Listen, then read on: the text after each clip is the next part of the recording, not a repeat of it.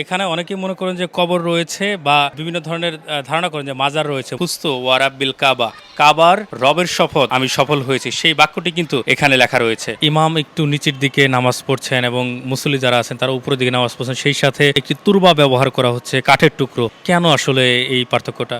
আসলে কাঠের টুকরো আমরা এখানে কাঠের টুকরোর সাথে অনেকে মাটির যেমন আমরা এটাকে বলি সাজদাগা, এটা কারবালার একটা মাটি হয়, ইরাকের কারবালার মাটি আমরা ব্যবহার করি। আর যেটা বলছেন যে ইমাম নিচের দিকে নামাজ পড়ছে এবং মুসল্লিরা উপরের দিকে, তো এটা সুন্নত তরিকা, একদম পিওর সুন্নত তরিকা, কোরআন থেকে আসছে এটা, যে ইমাম যখন নামাজ পড়াবে কোনো জামাতে তখন ইমাম একটু নিচের দিকে থাকতে হবে এবং মুসল্লিরা তার থেকে একটু উপরে থাকে। যেমন সৈয়দুল্লাহ খামেনেই মারহুম, যিনি শহীদ হয়েছেন ইরানে, তার অনেক নামাজের ভিডিওতে হয়তো আপনারা লক্ষ্য করেছেন যে উনি একটু নিচের দিকেই আছেন এবং মুসল্লিরা তার থেকে একটু উপরের দিকে, বেশি ডিফারেন্স না, 4 থেকে 5 ইঞ্চির মতো। পাশাপাশি দুটি মসজিদ দেখছি, আজানের কোনো তারতম্য আছে কিনা? আপনাদের সামনে দেখছি আশপাশে চতুর্দিকে মসজিদ রয়েছে, পাশাপাশি আপনাদের ইমাম বাড়া রয়েছে। এই ইমাম বাড়াকে আলাদা করে আজান দেওয়া হয় নাকি সেন্ট্রালি যে আজানগুলো হয় সেগুলোর সাথে আপনাদের আজান দেওয়া হয়? না, আমাদের শিয়া সম্প্রদায়ের আজানের সময়টা সম্পূর্ণ আলাদা এবং আজানেও কিছু ভিন্নতা আছে। তো যখন আমাদের পাশাপাশি যে মসজিদটা দেখতে পাচ্ছেন একদম আমাদের মেইন গেটের ফ্রন্টে, ওটা হচ্ছে আহলে সুন্নাতের মসজিদ।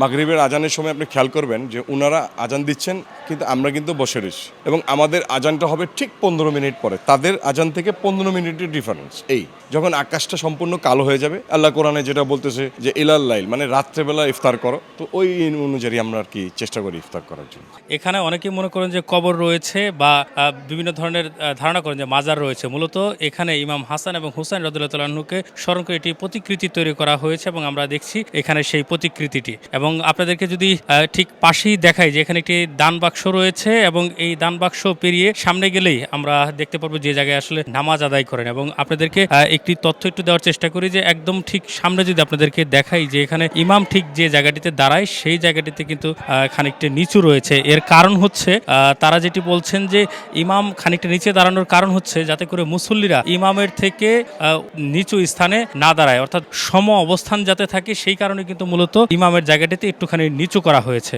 661 খ্রিস্টাব্দে হযরত আলী রাদিয়াল্লাহু তাআলা আনহু যখন রমজান মাসে ফজর নামাজ আদায় করতে গিয়েছিলেন তখন কুফার একটি মসজিদে এক ব্যক্তি তাকে আঘাত করেছিল। সেই আঘাতের ফলে তিনি একটি বাক্য বলেছিলেন যে বাক্যটি হচ্ছে ফুস্তু ওয়া রাব্বিল কাবা, কাবার রবের শপথ আমি সফল হয়েছি, সেই বাক্যটি কিন্তু এখানে লেখা রয়েছে।